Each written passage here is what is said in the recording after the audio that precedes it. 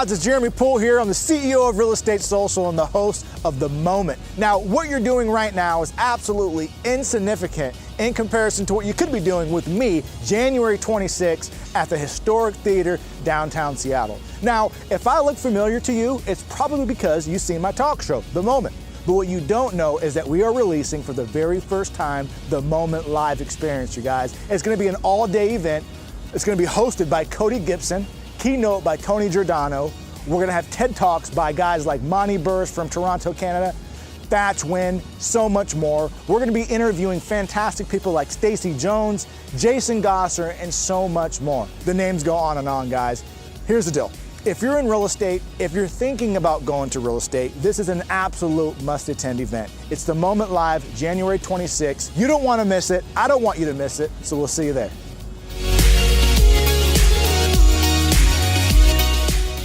Welcome to the show. My name is Jeremy Poole and I'm the host of The Moment on Real Estate Social, where we explore and celebrate the necessary transformational process one must go through to achieve a high level of success. Ladies and gentlemen, today we're in beautiful San Diego, my old home, and we have the great pleasure of hanging out with no other than Seth O Byrne from Sotheby's International, La Jolla, San Diego.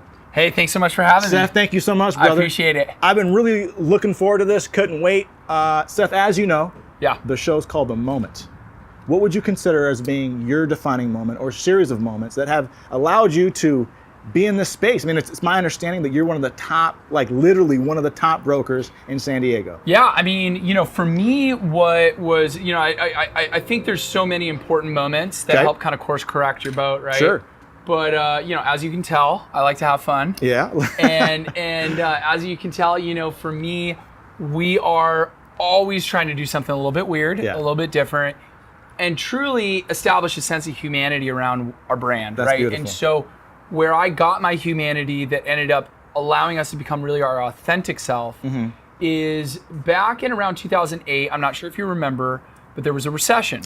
I think I remember something like that. Yeah, some people remember it. I remember it pretty well myself. And, here I was, 28 years old, 27 years old, brand new car, brand new house, you're here in San Diego, right off the boardwalk on the beach. Wow. Living the life. Sure. And champagne budget beer taste, which was amazing, by the way, to flip-flop it for once in life. And then, started really getting a taste of what it felt like to be successful and create a sense of ego and oh, this is who I am. And I had this bravado about who I was. And then it was all taken away from us. And I remember just about 30 days after I closed escrow on my beach house, many of the financial institutions went insolvent. And it really caused me to reassign my sense of who I am as a person. My sense of self-worth from the time I became successful to around 28, when I was 28, when the market shifted, was around money and around luxury and around experience. Sure. And then I went through that recession, and it really made me a bigger person and a better person. And I can truly say that my moment was the moment I had to let my last assistant go. Wow. It was incredibly humbling, and it was a really difficult experience for me. But what was interesting was while I let my assistant go, and I went through my own financial collapse. Sure. As the country went through a financial collapse, I was short selling homes for people. I was helping people do indeed in lieu of foreclosures. And it created not only a sense of my own humanity, but it made me connected to my clients going through really terrible things. Yeah. Because it's easy to have fun and smile when everything's great and the money is flowing and success is easy. It's easy to run downhill. Exactly. That's exactly right. Yeah. But when it became more complicated, that's actually when I recognized that the sense of connectivity was everything. Everything. And that everything else was completely secondary. Yep. And the very interesting thing about that realization I had was being real and having fun and recognizing that not every day is going to be a sunny day. Sure. And being honest with clients about that has actually made us so much more successful than we ever dreamed of back when I was 28 years old. Interesting. Selling real estate really as a kid. Right. Well, that's fantastic. Thank you so much for that. Honestly, guys, this is my first time meeting him face to face. We have spoken on the phone a few times. Yep. I knew immediately I would just fall in love with you. You have a great personality. And our audience has grown primarily because of our use of video. Yep. And so I wanted to talk to you specifically on camera today, right now, about your use of video, and more importantly, why are you in this ridiculous outfit? I'm glad that we went pretty far into this interview without talking about the bunny costume, because to me, as someone who makes videos with my team, that's just real good comedy. Yeah. Right? Yeah. So I don't know if you know, these are not actually my ears. Oh, okay. But I this morning when you caught us, because we're all kind of always filming or always doing marketing, that's kind of our core of our business. We are filming a holiday thank you to our clients for supporting us this year. And it's also just good fun. So that's phenomenal. This is one, if you know, Christmas Story. Thank you. Christmas Story, a little before my years. But Christmas Story, I'm dressed up as Christmas Story, then I'm gonna dress up as Buddy the Elf, then I'm gonna dress up as Charlie Brown with his meager little tree, and then the Grinch Who Stole Christmas. And we've crafted a fun story to connect with people. And it's interesting because we'll spend 10, 15, 20 hours making these videos that'll end up being 120 seconds at best. And my wife thought I was crazy for a long time. Some of our business partners probably thought we were crazy. A lot of other brokers went on listing appointments and knew I was going on listing appointments and said he is certifiably crazy. But what's interesting is the madness started really becoming something special. That's and it started actually really working. I really appreciate that. I would like to think that I would do something very similar if I was selling homes. You would look good in this costume. I think so as well. So you've sort of branded yourself as like the premier luxury broker in La Jolla, in all of San Diego. How do you work that with this funny, fun living personality? Yeah, it's a great question, and there was an epiphany. In fact, it came right around the time that we were doing a video for a stunning $5 million waterfront property in Carlsbad. Okay, love that area, by the way. Oh, it's amazing, and this has one of the few properties in California, one of the few properties on the American West Coast that has its own sand front. So you own the sand in front of your house. All right. Very cool. Very exclusive. Cool. Yeah, sure. And here's what we recognized, we all know this very famous Dalai Lama quote. Sure. Man is the most curious animal of all. He spends his life spending his wealth. He spends his life sacrificing his health in order to gain wealth. And then spends the second part of his life spending all his wealth trying to regain his health. Yes. I believe the same is true for youthfulness. We spend much of our youth working hard to try to become successful financially. And those of us that are lucky enough to become financially successful, which is most of our client base, then spend a lot of their life as they start to wind down and retire, spending their money to regain their youth. Right. You don't buy properties with tennis courts, swimming pools, water slides, waterfront homes, unless you truly want to be young and have fun again. Right. And so how we were inserted, how our brand identity asserted itself in our local luxury marketplace was we got it. Like, we know that when you're 25 years old and you're trying to become successful, you're going to fake it till you make it, right? You're going to be stiff as a board, you're going to walk in, you're going to work hard, you're going to watch a lot of Boiler Room, a lot of Wall Street. And then always be closing. Always ABC. and then what's going to happen is in the second part of your life, you're going to wear a Tommy Bahama shirt. You're going to not care how your hair is done. You're going to be more obsessed with Wins Beer 30 and going to Maui and hanging out with your husband or your wife. And you're going to go and try to regain back of that youth. Our marketing look, our brand identity is we get it. We understand what it's like to want to use real estate as a way to make us feel more free and happier. That's perfect. And so the way that we brand our properties is through lifestyle and enjoyment.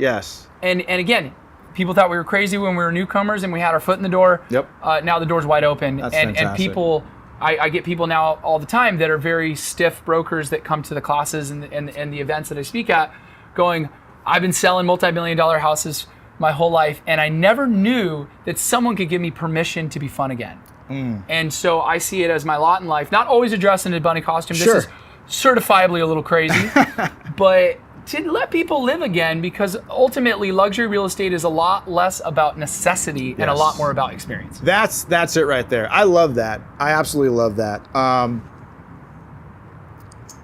love your use of video. Sure.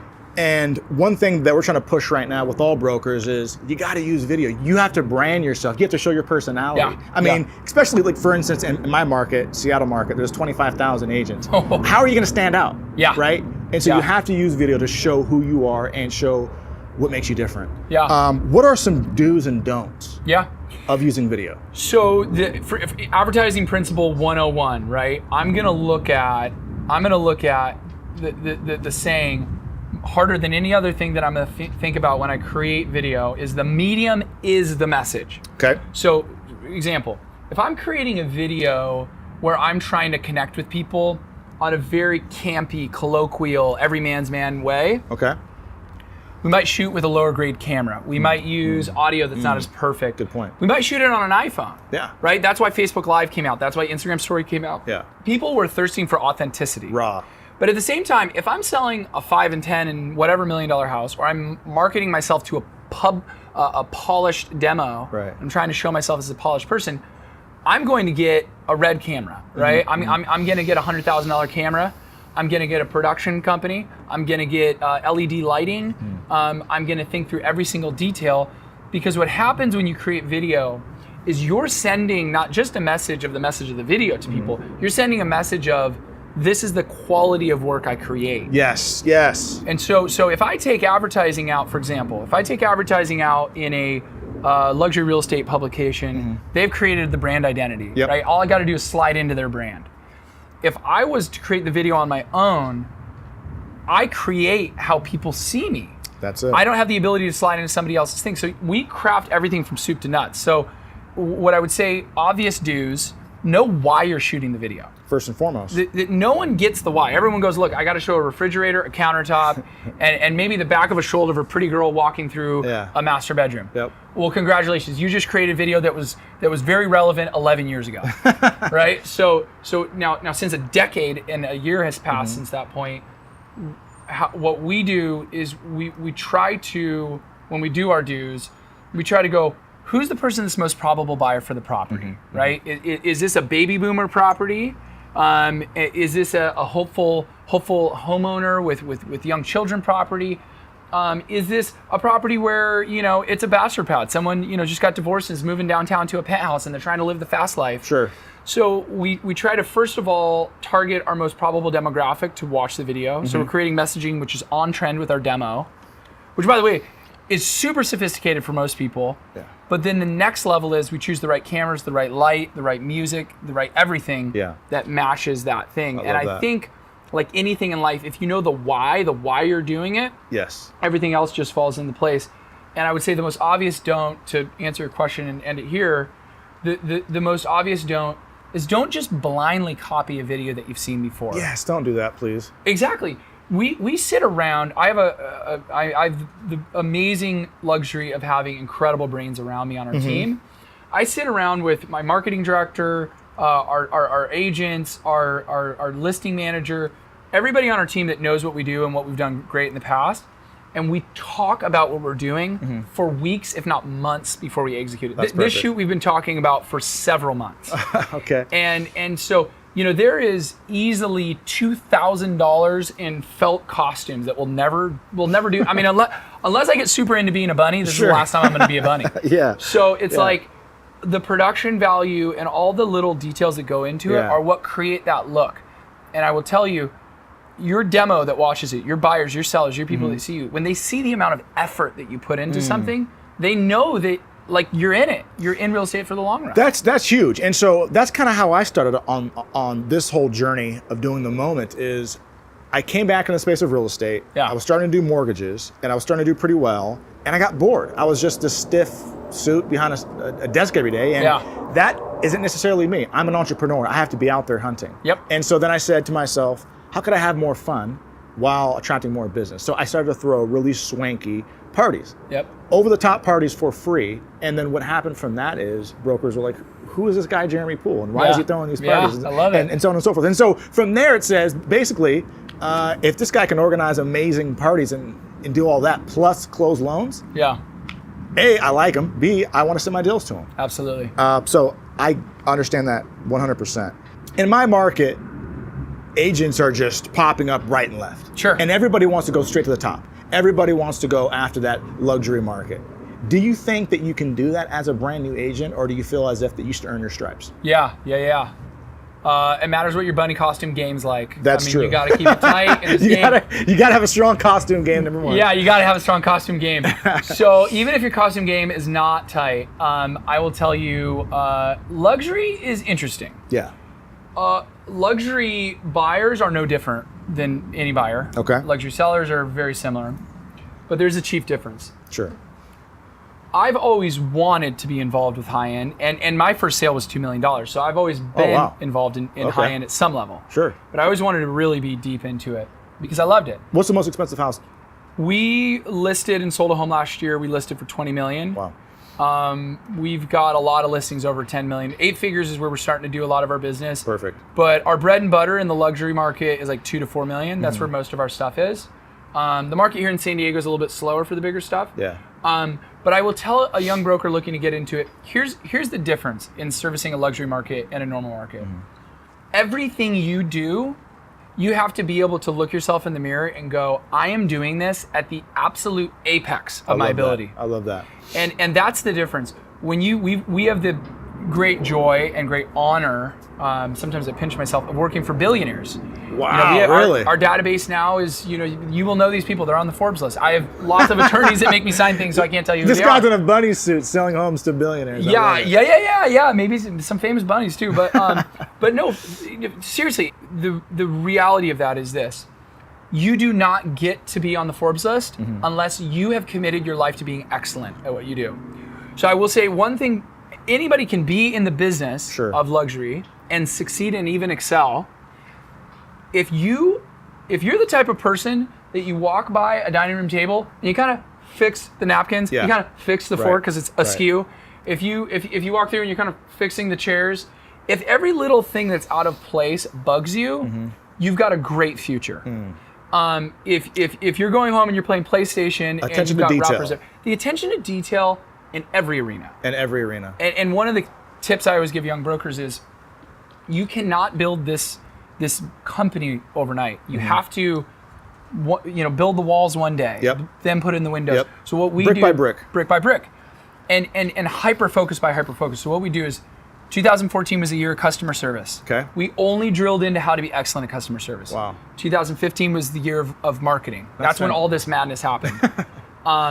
2016 was the year of thought leadership.